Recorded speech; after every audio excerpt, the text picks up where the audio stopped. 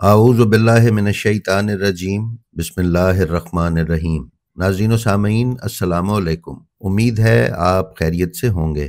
नाज़रीन, हज़रत अबुल कासिम हुसैन बिन रूह नौबख्ती इमाम ज़माना अलैहिस्सलाम के तीसरे रईस सफ़ीर थे और बगदाद में इमाम मेहदी अलैहिस्सलाम के दूसरे सफ़ीर के करीबी साथियों में से थे। हुसैन बिन रूह इमाम हसन अस्करी अलैहिस्सलाम के असहाब में से थे। मोहम्मद बिन उस्मान अमरी इमाम अलैहिस्सलाम के दूसरे सफ़ीर ने अपनी हयात के आखिरी लम्हात में इमाम मेहदी अलैहिस्सलाम की हिदायत के मुताबिक उनकी जानशीनी का ऐलान किया।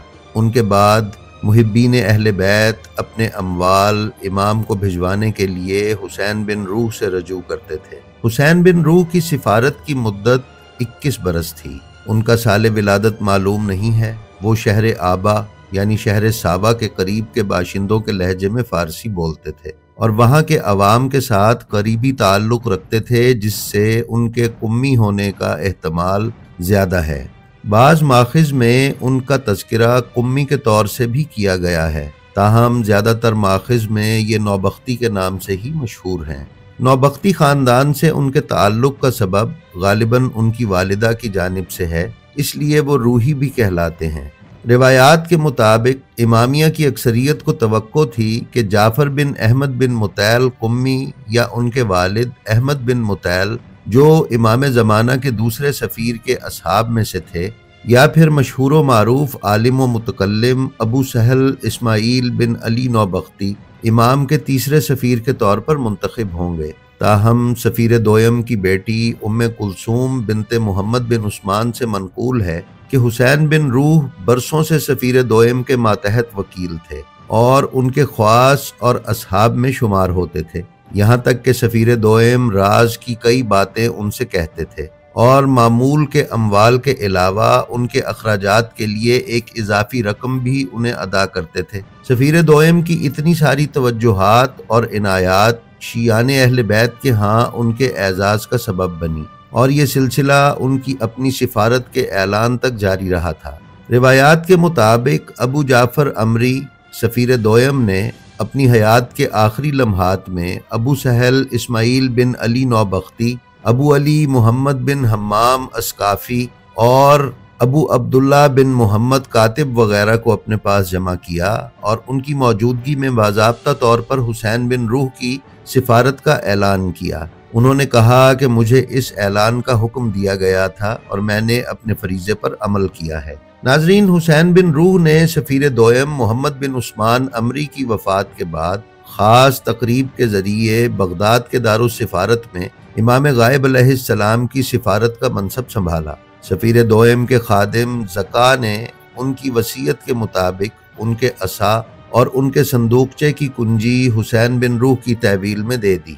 नाजरीन, हुसैन बिन रूह को 5 साल तक रूपोश भी रहना पड़ा या वो कैदोबंद की सहूबतें झेलते रहे और इस दौरान उन्होंने शलमगानी नामी एक आलिम को अपने नायब के तौर पर मुकर्रर किया था, लेकिन उसने अपनी शोहरत से नाजायज़ फ़ायदा उठाया और इब्तदा में ऐलान किया कि वो हुसैन बिन रूह की जगह सफ़ीर मुकर्रर हुआ है और बाद में नबूवत और खुदाई का दावा किया। जब वो इस इन्हिराफ का शिकार हुआ तो हुसैन बिन रूह ने, जो उस वक्त अब्बासियों के कैद खाने में मुक़य्यद थे, पैगाम देकर शियाने अहले बैत को उसके साथ ताल्लुक़ रखने से मना किया और सन 312 हिजरी में इमाम ज़माना अलैहिस्सलाम की तरफ से तौक़ी सादिर हुई, यानी ख़त मौसूल हुआ, जिसमें शलमगानी पर लानत की गई।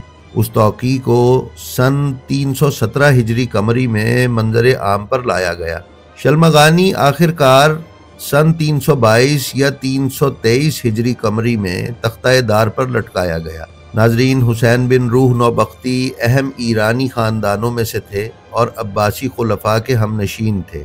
वो सियासी लिहाज से ताकतवर, मुआशी लिहाज से खुशहाल और इल्मी लिहाज से लायक और बासलाहियत थे।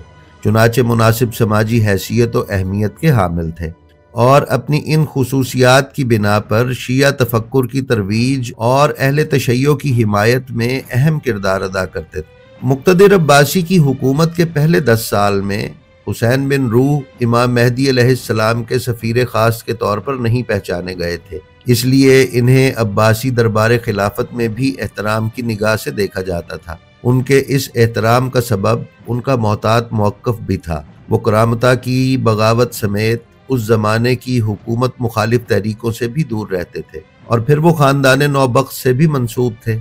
इस ख़ानदान को मंसूर दवानी की, जिसका दौर खिलाफत 136 से 158 हिजरी तक था, अब्बासियों के निज़ाम में असर व नफूज़ हासिल था, और इस ख़ानदान का ये असर व रसूख मुक़्तदिर अब्बासी के दौर खिलाफत तक बरकरार रहा। मुक़्तदिर का वज़ीर उस ज़माने में अबुल हसन अली बिन मोहम्मद था, जिसका ताल्लुक़ ख़ानदान फ़ुरात से था, और तारीख़ में इस ख़ानदान की वजह शोहरत मज़हब शिया है।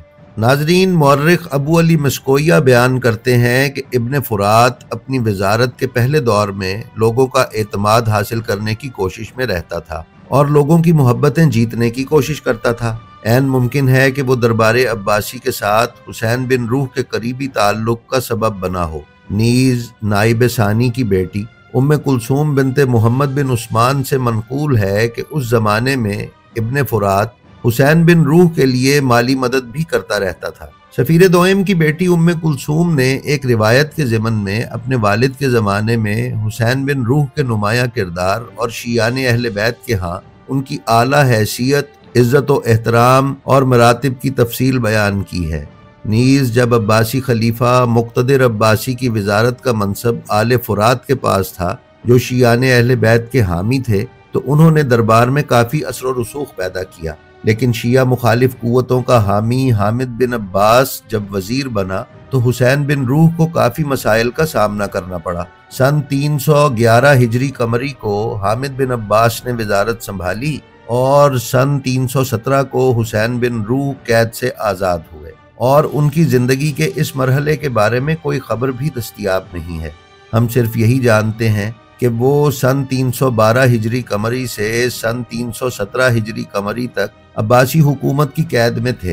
हुसैन बिन रूह इसके बाद शाबान सन 326 हिजरी कमरी तक, यानी जब तक उनका इंतकाल हुआ, बगदाद में बेहतरीन समाजी और दीनी मंजिलत के मालिक थे, और अब्बासी दरबार में आले नौबख्त के असर व रसूख की वजह से किसी ने उनकी तरफ टेढ़ी आंख से नहीं देखा। मुखालिफीन और मुआफिकीन ने इकरार किया है कि अबुल कासिम हुसैन बिन रूह नौबख्ती अपने ज़माने के अक्लमंद तरीन और फ़हीम तरीन इंसान थे। अलबत्ता कुछ इमामिया माखिज़ में है कि वो अपनी गिरफ्तारी से कबल रूपोश हुए थे। उनकी रूपोशी का वक्त वाज़े नहीं है। बज़ाहिर सन 306 हिजरी कमरी से 311 हिजरी कमरी के अरसे में हामिद बिन अब्बास की वज़ारत के दौरान वो रूपोश थे। यह भी मालूम नहीं है कि वो कब और कितने अरसे तक रूपोश रहे।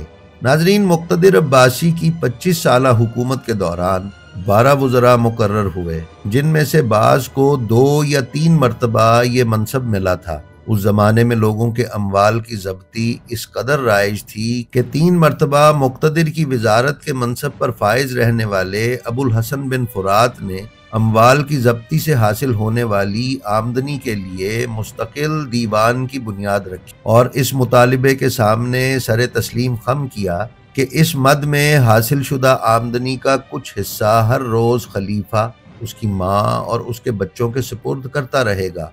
नाजरीन, उस ज़माने में मनसब वज़ारत एक ऐसे शख्स को दिया जाता था जो हुकूमत के माली अखराजात पूरे करने की जिम्मेदारी कबूल करता था। हुसैन बिन रूह की गिरफ्तारी का सबब भी ये था कि उन्होंने शिया अमवाल यानी खुम्स, ज़कात और नज़ूरात व सदक़ात को हुकूमती दीवान के सुपुर्द करने से इनकार किया था।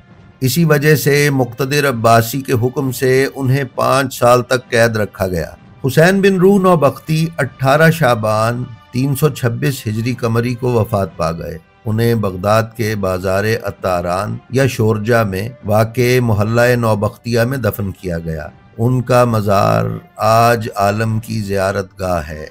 नाजरीन, इस वीडियो की तैयारी में जिन किताबों से मदद ली गई वो ये हैं: तूसी की किताबुल गैबा, कमालुद्दीन व तमामुल नेमा शेख सुद्दूक, ख़ानदान नौबख्ती अब्बास इकबाल आश्तियानी, इख्तियार मारिफतुल रिजाल, मनाकिब आले अबी तालिब इब्न शहर आशोब, तारीख सियासी गैबत हुसैन जासिम, एलामुल वरा ब अलामुल हुदा तबरसी, तिजारबल उमम मिस्कोया। नाजरीन व सामीन, हमें उम्मीद है कि आपको हमारी ये वीडियो पसंद आई होगी। हमारी इसी तरह की वीडियोस हासिल करते रहने के लिए हमारे चैनल ब्लेंड ऑफ हिस्ट्री को सब्सक्राइब कर लें और उसके बेल आइकन को ऑल नोटिफिकेशंस पर क्लिक कर लें। आपसे गुजारिश है कि अपना और अपने मुतल्लिकीन का बेहद ख्याल रखें और खल्क़े खुदा में आसानियां तकसीम करते रहें। खुदा आपका हामी व नासिर हो। अस्सलामु अलैकुम।